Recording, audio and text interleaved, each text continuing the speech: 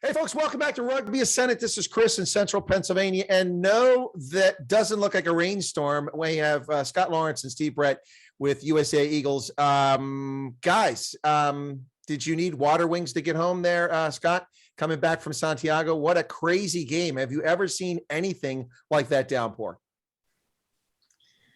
I think the rain, we've seen before, but they don't get a lot of rainfall there in Santiago, so that we haven't seen a pitch like that before in a long time. Not since probably Belle Isle in Detroit back in about 1999. I think was the last time I saw something like that. But it was pretty hectic.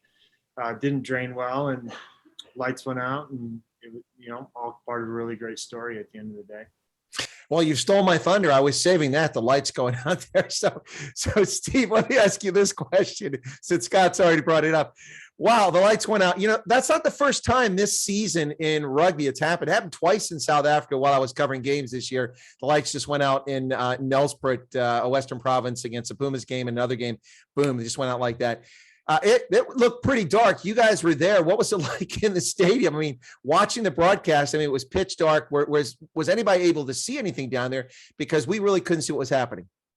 Yeah, no, we couldn't see anything from where we were on the sideline, but apparently they played two phases after the lights went out. But to be honest, Chris, the lights went out, but none of the lights around the field went out. So I think it was a rather tactical move. It's a smart move, because we had a lot of momentum going into that corner there.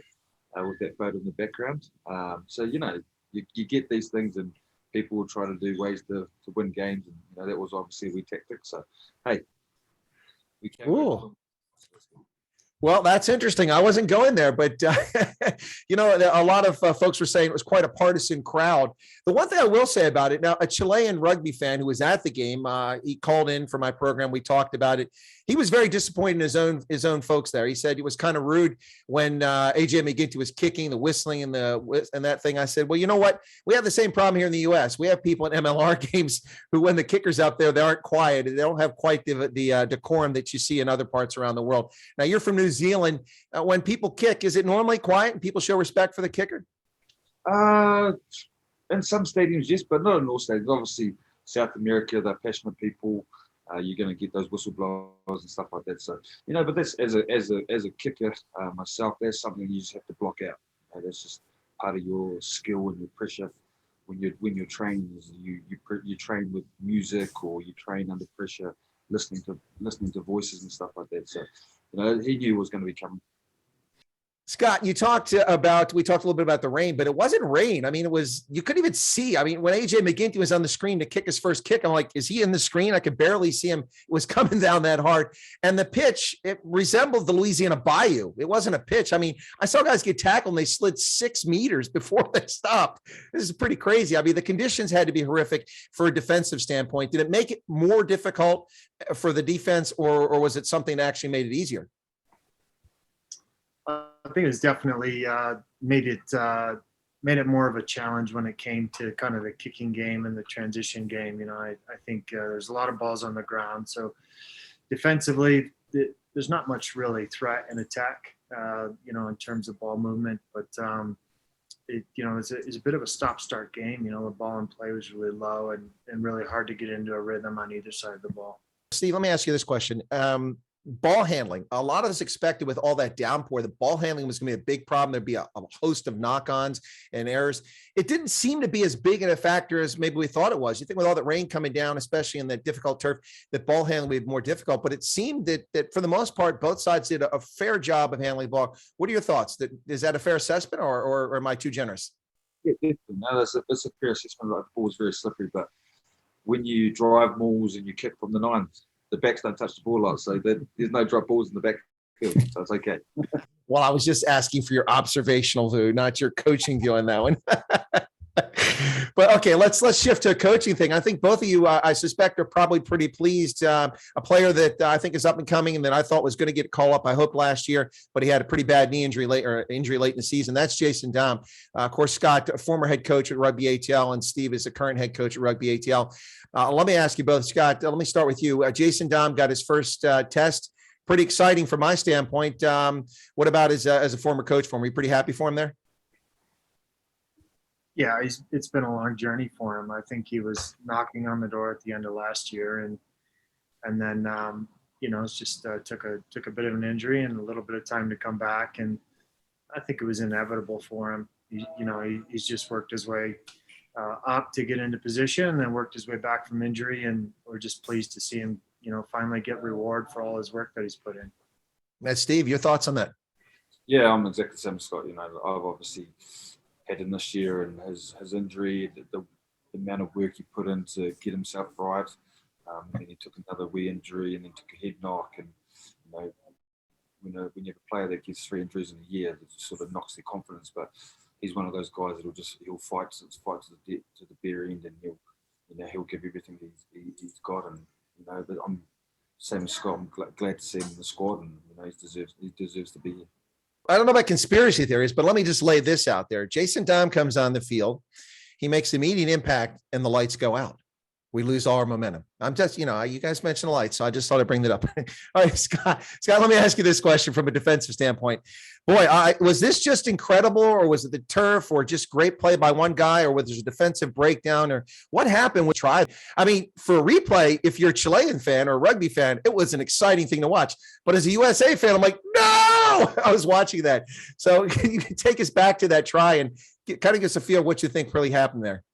No, I think I think they did what Chile does, a very good, kind of power game. And I thought we actually defended him well. And Petty put a great hit on, and we just had a missed assignment there on staying on our man. And we were well covered defensively, but just missed tackles. We make decisions, and we learn from them, and we'll learn from that one. All right. Well, guys, at 22-21, I think some USA Rugby fans don't pay close enough attention, didn't realize that Chile could play this well and pose a threat with or without the lights. But anyway, they posed a threat. So it's on aggregate score. Comes back to Glendale this weekend. You've got the next game. And I think most of us anticipate, expect that the Eagles will win this game and do it in good shape.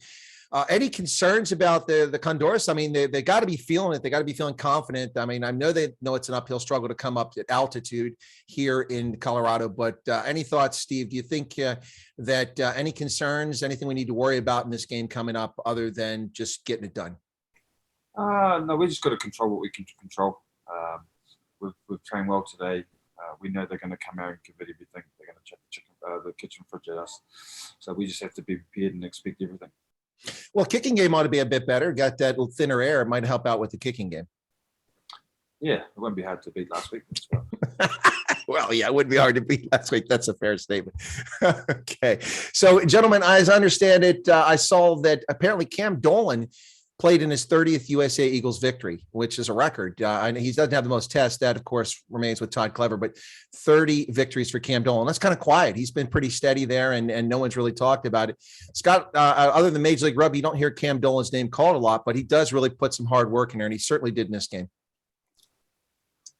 Yeah, I think so. He's, Cam's, I think, seen a little bit of a rebirth here in the last test series. He's upped his physicality, and he's always been a very good line-on operator and good in open play. But, we've really been working hard throughout this entire MLR season, really working with him at New Orleans and then into this test series around upping his physicality. And in a game like that, he showed up, and it's good to see him be accurate and be physical and get the win. Absolutely. Yeah, I would have to agree with that. He certainly seems really, really have made some steps in test rugby this season. It looks good. Now, Steve, let me come back to you before we wrap up here and then come back to Scott one more time. Listen, St. Louis used to have a football team. They were called the Cardiac Kids way back in the day because they couldn't seem to win the game until the last minute of the game. They would come back all the time. I know it's an unusual season for test rugby, and the French Barbarians was an exhibition, and this was the first test. But people get a little bit nervous here. Eagles holding it to the end there. Are they going to win? They're going to keep us in the game. I suppose that's good from a standpoint of watching the game. But Steve, do you guys get concerned at all? I did see a few clips of Gary Gold. He looked a little concerned there late in this one. But as coaches, do you worry about this, or you just focus on your aspect of the game, Steve? Yeah, like Gary's a passionate person, so he's going to show a lot of emotion in the box, and that's just who he is. But yeah, we just got to, as I'm on the sideline, so I get to pass messages on to the boys, so I get a bit of close contact and just make sure they're going through their processes and make sure that the messages that are coming down from Scott and from Gary are getting put through to the game leaders, and they go and execute. Well, Scott, you're famously, from my perspective, watching from the outside in, Mr. Calm, cool, and collected on the sidelines when you're in the role of head coach. Does that carry over as defensive coach? You the same? You always the calm kind of guy and just getting it done? Yeah, I think so. Just focus on, as Steve talked about, just stay in the process, stay in the moment, and forget about the last one and move on to the next one. I think, the more calm I can be on the radio to Steve and give him good information, him and Sean Pittman, the better they can relate to the players, and the more clear we can be, the better impact we can have in the 10, 15 seconds we get with them in between plays. Well, gents, thanks a lot. Best of luck this week. And I know who we're rooting for. We're rooting for the Eagles, of course, not the Condors. Sorry, Chile, but we want to see the Eagles get there. And if I'm not gonna say if, we'll save that. They're going to win, and we're going to get it. So just got to win this game. But thank you very much, Scott Lawrence and Steve Brett. Once again, a pleasure to see you guys. Appreciate all you do for the Eagles and what you both have done for Rugby ATL. Best of luck this weekend. Cheers, Chris. Thank you. See you, Chris.